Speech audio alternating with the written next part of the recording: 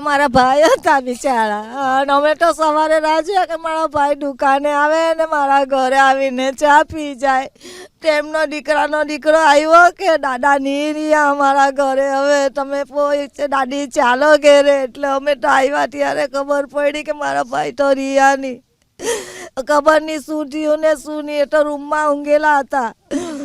પછી એકદમ ખેંચાવીને વામિટ થઈ ગયેલી. તેમનો છોકરો ઉઠાડવા ગયો. તેમના છોકરાએ પછી મને ખૂબ ફોન કર્યો કે ફોઈ જલ્દી આવો, પપ્પા નહીં રહ્યા. એટલે અમે તો પછી તરત આવ્યા ગાડી લઈને મારા છોકરા સાથે. જી, ગેસ ગુંગળામણની વાત ચાલી રહી છે, શું કહેશો? અમે તો ઉઠલા હતા, અમારા ઘરવાળા ઉઠ્યા ને હવાના જ બાંધું ખોલ્યું તો જોયું તો મારા સસરા નહીં હતા, આપ થઈ ગયેલા હતા.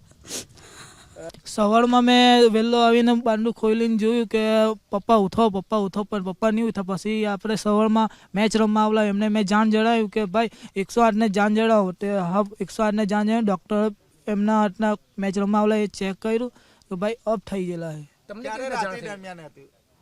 સવારમાં અમે જોયું. દાદી, માસી,